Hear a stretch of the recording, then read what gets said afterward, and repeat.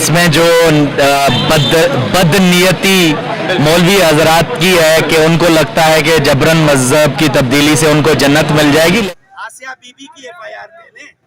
आसिया बीबी के अंदर एक बंदी कह रही है फरियादी फलां के घर में जिरगा हुआ था, गवाह कह रही है कि नहीं डमकाना के घर में हुआ था। वो एक कह रही है कि उस जिरगे में 200 लोग थे, एक कह रही है 20 लोग थे। यार ये सारी कंट्राडिक्शंस हम देखकर रोजाना मैं वकील हूँ, मैं बैरिस्टर हूँ, यहाँ पे प्रैक्टिस करता हूँ, रोजाना हम अक्विटल करवाते हैं। जज के जहन में ऐसा क्या चल रहा था कि उसके बावजूद आसिया बीबी को सजा दी, हाई कोर्ट ने सजा दी, सुप्रीम कोर्ट आके कह रही है कि भाई। मेरे साथ बैरिस्टर अख्तर हुसैन जो बाद मौजूद हैं। अगवा करके और फिर मजहब तब्दील करके उनकी शादी किसी मुसलमान के साथ कर देना, या इनकी ज़मीनों पर कब्जा हो, या इनको झूठे इल्ज़ाम लगाकर इनको जो है मार देना हो, ये उन हकूक़ की पामाली के ख़िलाफ़ आए हैं बेचारे, और ये चाहते हैं कि इनके हकूक़ को पाकिस्तान के आइन के मुताबिक जो प्रोटेक्शन मिली हुई है वो प्रैक्टिकली भी मिलनी चाहिए। सर ऐसा क्या है कि एक जो बेटी है वो 18 साल अपने मजहब की तालीम लेती है, चाहे वो सिख है, हिंदू है, मसीही है, तो एक दिन में ऐसा क्या होता है कि उसका मजहब चेंज करवा दिया जाता है, कहते हैं कि इसने इस्लाम कबूल कर लिया। देखिए बहुत सारी वजूहत हैं। एक तो सबसे पहले ये है इसमें जो बदनीयती मौलवी हजरात की है कि उनको लगता है कि जबरन मजहब की तब्दीली से उनको जन्नत मिल जाएगी।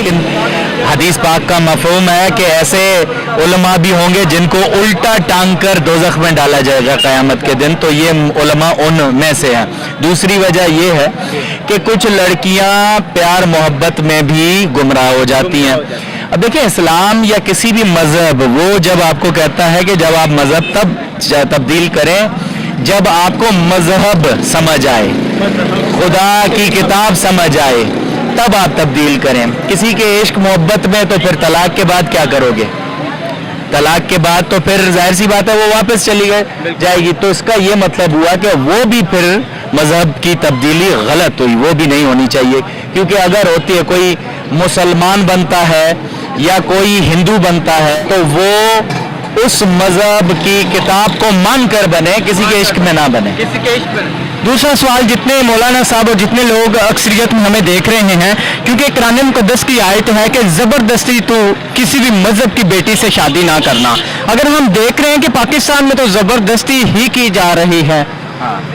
देखिए ये पाकिस्तान के अंदर सिर्फ गैर मुसलमानों के साथ नहीं, मुसलमानों के साथ भी ये हो रहा है। दुआ ज़हरा का आपने देखा किस्सा कराची के अंदर, वो भी उसको भी जबरन लेके गए थे और उसको हाई कोर्ट ने किस तरह वापस वो बुला लिया। लेकिन अब जहाँ पर गैर मुसलमान की बात आती है, असल में वहाँ पर होता ये है कि वहाँ पर हमारा जो